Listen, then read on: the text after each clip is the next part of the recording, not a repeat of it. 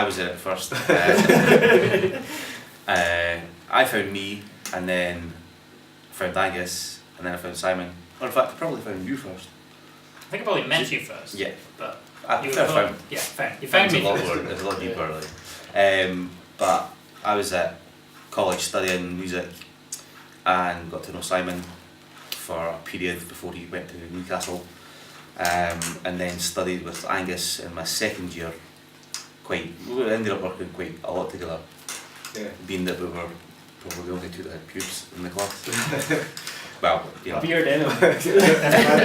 Yeah, so. Yeah, I've been pubic for how many years?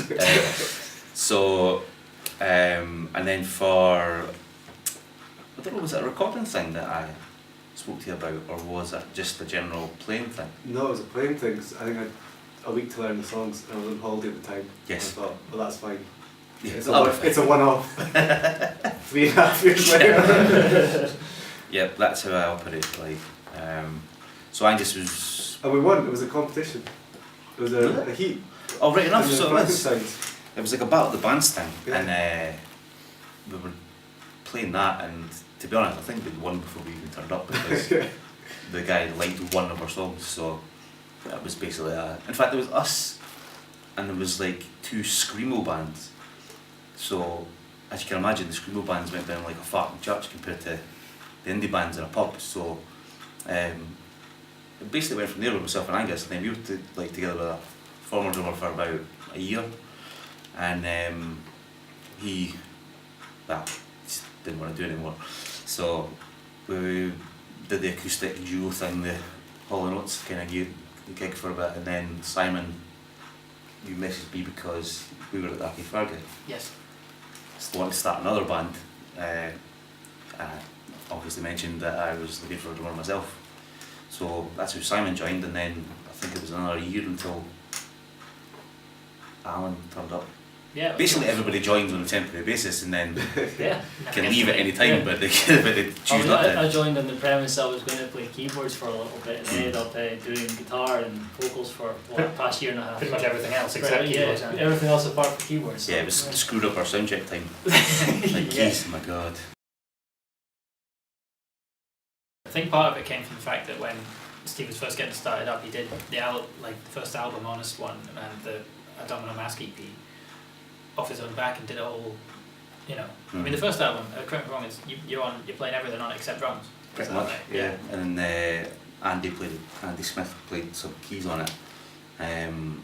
But other than that, I pretty much did it all on my own. Playing wise, I didn't record it myself, but it was, I think it was more the fact that it kind of started out as, not that we have a massive fan base, but I gathered a wee bit of a fan base at the time, and we were known for a couple of songs that were specifically, you know, Steve Heron ones at the time. So it was more a sort of having to go through and close down iTunes accounts and reopen them under different names and stuff like that. It just seemed like a lot more hassle than it was worth. But I don't know, I mean, the door's still open to a potential name alteration, like, but... I feel like we went through a bit of a bad stage where we kept turning up to gigs and they were expecting one guy with Oh, God, yeah. and because like 3 or 4 of us turned up, and it's just people not doing their research. Like, you know, if you did any amount of googling of us, you'd find out that it was a band. Yeah, well, a guy added me on Facebook recently and liked my band page, or our band page, I should say, apologies. And I was speaking to him, and then he asked me what the name of the band was. And I was like, really? You've got it.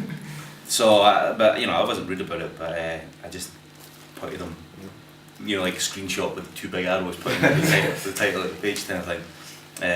But I mean, that's, you know, there was a band called Jack Butler. John Wayne. Yeah. But Jack Butler's like an actual Butler's proper an name, actual proper like name, not like yeah. John Wayne. Yeah. But they were like 4 guys, but none of them were called Jack. Like they were all just, it was just like a random name they made up. So I tried to do that for a while, tried to tell people it was that, but it wasn't really washing until they asked me what my name was. So, Yeah. but And ended up just being a bit simpler, I think, to keep it, but it's nice it as is well. like, yeah, I mean it's a bit different. It's not like, because if I have to see one more band that's called The, something, just like you know, you just stop blending far too much. But I don't know. I think I'm quite lucky that I've got quite a unique, sort of reasonably interesting name as well. Otherwise, if my name was just like Robert Periwinkle or something like that, it'd be quite dull. It'd be quite funny. I think that's exactly what you're Yeah. I have big aspirations. Yeah. What is it you got on the page? Melodramatic indie, I think. Mel- or yeah, something, It was a MySpace thing, and thanks R.I.P. Tom. Yeah. It started off as like it was like a million like funk jazz and all these different combinations, and then there was a melodramatic popular song, which I thought was quite funny, and that's usually a good measure of what is about to happen. If it's quite funny, I'll probably use it. So I nicked that, and then kind of, because everybody was saying indie, I was like, I'll make it melodramatic indie, and we'll just try and create our own genre from that. But I didn't mean like, I think we're in that kind of weird ground where we're not indie, but we're not rock, and we're not alternative. It's like, it's quite a... It's different elements to the sound as well. It's quite loose. That everyone brings something else. Well, that's it. I mean, there's like bits of rockabilly, there's bits of proper indie, there's bits of There's a pop in there as pop, well. yeah, Mhm. dance, Motown, and the overall vibe of the lyrics and stuff is quite melodramatic. So it kind of ties in quite well. The big one for me is the Smiths. Like massive Smiths fan. Johnny Marr, naturally Morrissey, just by just an offshoot of that. Television, like early American punk, Ramones, stuff like that. Ryan Adams, Springsteen, but I think it's kind of taken all those different things. Simon Le Bon. Simon Le Bon, yeah. Of course. You can't. But that's find it, a like, silent yeah. one. We've had so many comparisons to just random things, including Duran Duran. Yeah. Quite have been one. Yeah, no, Yeah. I can't. That's just can't avoid that. But yeah, I mean, like musically, a lot of different influences, and lyrically, a more narrow field of influences. But I think that's kind of what separates us a wee bit, is that we're not just singing about, trying to project a rock and roll image. Mm. Like if there's a rock and roll image, then I would hope it would be a natural one, because I'm not the kind of guy that goes out and gets smashed on a Saturday and is fighting with the police and smashing in kebab shop windows and stuff. It would just be too contrived to pretend that was me, and I think it would just bleed into the rest of the music. So I think that, but that's where our sound comes from, as a collective thing anyway. Yeah, definitely. I mean, we don't try to be something that we're not. We're not Arctic Monkeys trying to be Elvis Presley these days and all that sort of thing. So it's what you basically see is what you get. I think, as Steve said, that comes well through very, very well the music. And Steve writes the lyrics and comes to us with the lyrics and the chords, or a sort of sense of a draft. But then it's up to us to add our bit to it. Yeah. I mean, it would be. And it's that it is that collective effort that ends up with the final. It wouldn't sound the same with No. if you had 3 other people, it wouldn't be the same song. Yeah. I mean, it's Well, the same. it might be a better song. But it wouldn't really sound the same. It's all a bit more. If you had 3 other people doing it. I think I was giving Cliff Richard and the young ones. Oh. Yes! Living Dog. Yes! Yep. And that was mine as well, definitely. Yeah. Our first Keep single that. was Do the Bartman on vinyl. And that's That was excellent. That's a classic in my book, to be honest with you. Any time that comes on the radio, I just start spinning the ground. What radio station do you listen to? I don't know, man. Magic. I It think just it's Magic. comes on, like, Featured VH1's FM. 100 shittiest songs, Album was Bon Jovi, Slippery When I'm Wet on cassette. Pretty terrible. That was probably 1989 or something. I bought that when I was about 6. I have absolutely no idea what my first album is, but my first single, I seem to remember it being. I really don't want to say this. It was, You Can't be started. worse than me, come on. it's a lot worse than yours. It was that Witch Doctor song. Because Yes! I was about 6. And somebody had given me the money for my birthday, so That's specifically brilliant. to buy it, so I did. I didn't realise I could buy anything else with What it. song? You don't want to hear it, trust me, it's awful. Oh, that one. Aye, Oh. that one. I thought I was thinking of like Aqua or something there, like No, possibly. not. like Jones or something. My first. Don't judge me based on my point, okay? This is like psychotherapy. I know. Delving into Yeah, deep in the psyche. Oh, I don't know. Probably Leonardo da Vinci. It'd be pretty Because- fucking. It'd be pretty fucking would say cool. that, wouldn't Yeah. I could Go see you could see ahead, DiCaprio. I won an Oscar. Well, I'm not getting the Oscars now, but I'll come back to I that. think it'd be pretty cool to be able to like design a plane and have something which actually works without you actually having to build it. That sort of thoughts kind of ring true. I think you do actually need to build planes at some point, but I know what you mean. Yeah, you know what I mean. Yeah, that'd be cool. Bad habits. Like it. I don't know. I think we're all guilty of doing things. Yeah, I think we're, you know. I keep forgetting the name of songs. Yeah. Yeah. Yeah. Playing when everyone else is trying to tune, but that is literally all of us at some point is guilty of that. So Sometimes at the same time, Yeah. which is not really very helpful at all. yeah, and it comes with some big sort of mental jazz Mm. improv thing. But I don't know. It seems like a total douche answer to be like, yeah, no, we're all Like, good. Seriously, But- I feel like we have more good habits than bad habits. Yeah. Like, We're we're always pretty sharp when we turn up to sound checks, alright, we know what we're going to be playing, we Yeah. know what we're going to be doing. aye, we try to be professional. No, the one turns out completely. Really mash. hammered. Yeah, Yeah, we don't I get feel hammered that before we doesn't play, so maybe that's a bad habit. Yeah, maybe that. I think it would be a lot of fun to be famous for being in a band, but it's pretty stressful as well, because Mm. you kind of have to really get on with people. Hmm. And you have to really be able to, I think a lot of it is being able to actually have massive arguments with people and come back from it. Yeah, I wouldn't like that. Yeah. Like, I wouldn't like that. I wouldn't be very good at that either. it would be fun, but you have to be pretty careful about doing it. Yeah, you got that. I mean, you really do have to have a thick skin. Like a guy came up to me after a gig we played and told me that Al was a better guitarist than me. And yeah, but I was like, That wasn't even what do you know? on. By the way, it was That was you. gig. It was a liquor gin Yeah. gig and I couldn't hear I was like, that. are you being serious? And it wasn't, you you know, went up to us yeah. and said that. Yeah. But it's easy to take things really personally. Like, especially for me, like I'm just, I think I'm naturally a bit of a sensitive Sally, so, but that, I'm just like, you've had 20 pints and you're telling me, like, you wouldn't come fucking day of the week at this, mate. Oh! It made me annoyed, so, yeah, but like, Oh, yeah. but that's like, So there you go, that's what I mean. Oh, thanks very much. But I'm even buying like, you your 21st pint.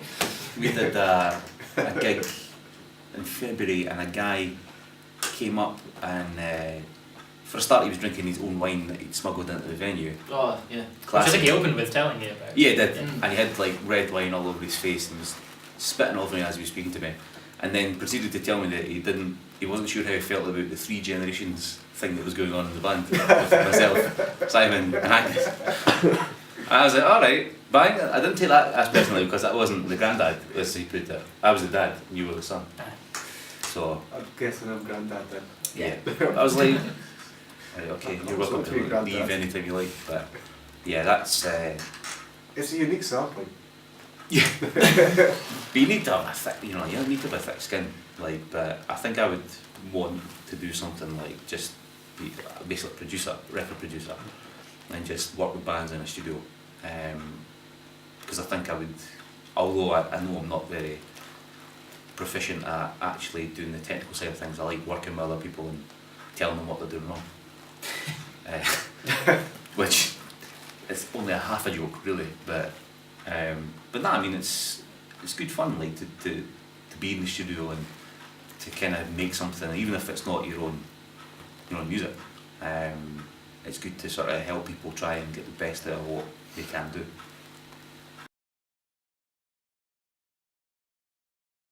Mine would probably either be Mad Hatters, because that's always a good laugh Yeah. in Inverness, Um, or the Picturesque Lodge.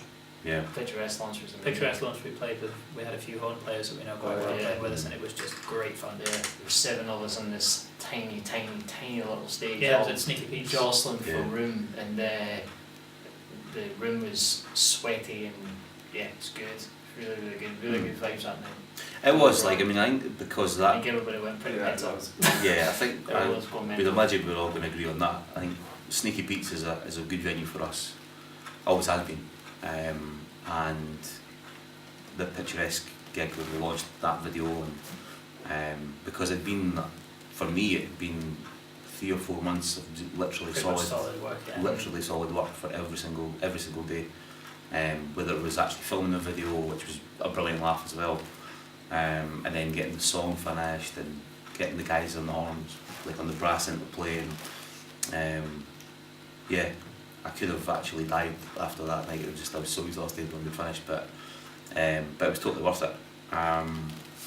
And yeah, I mean those are my two. I'd go with that as well. Sneaky's is a great venue. I love the liquid room as well. It's got a massive drum sound. Liquid Rooms is a long Yeah. Yeah. and Yeah, it fell you over can backwards really and I was feel- checking that. You can feel the drum Yeah. right underneath you Yeah. on the stage. It's got a massive sound. Yeah, this guy hits the kick drum, and all of a sudden you just go like that and you start jumping on the stage. It's fantastic. Yeah. Because there was the, who was it before? Was it go with the acoustic? Carrie Mack. Carrie Mack, that was it, of course. Mm. She was on directly before us, and so it was also niceness, and then we went on and it was like, oh Christ. Suddenly very, very loud, but it was great. Yeah. No, it was good, but we've been quite lucky that we've played at a few really good venues, and we've actually done, the majority of our gigs have been good and memorable for the right reasons, and we don't actually have that many horror stories.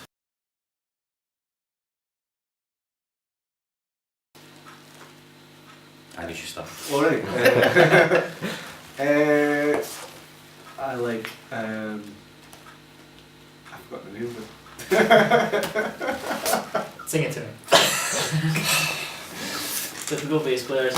I don't listen to the lyrics. I'm terrible. No. I have to be honest. It just, yeah, I the- listen when I listen to songs, I listen to the music, and I'm quite bad that way. Whereas Steve obviously is someone who listens to the whole song. I mean, he's writing, he's influenced by the lyrical content, but I'm very rarely having to listen to any music. So I sort of forgot the name of the song. I don't like music. No. Yeah. I don't know. I'll go. See if you remember. It starts in D, and it goes way up. D, D, D, D, D, D. Oh, that one. Oh, That's the one. let's pretend we're friends. Yeah. That would be the last single we Let's released. pretend. Yeah, that one. Yeah. That one. Yeah. Let's pretend. My we're friends. memory's also going, so. My favourite one is a new one that we've got at the moment, which is called Bliss is the Kiss. It's great. I'm probably agree with you there. Either Bliss or I love playing all of those actually, but probably Picturesque and Bliss. Now you're asking. It's tricky for you because it's your own songs. That's it. I mean, like it's it's a personal thing for us all, but it's a massively personal thing for me because of the, like I know what's behind the meaning of the songs and the stories behind them and stuff. But I don't know. I mean, like the song Eleanor is always going to be a kind of special one for me because of what it's kind. Any success that we've had has been off the back of that one song. Yeah, totally. And we've been lucky that the songs following it have been like good songs and maybe better songs, but like that's that's the one that's kind of got us noticed by anybody. So I'd probably have to say that one, Eleanor.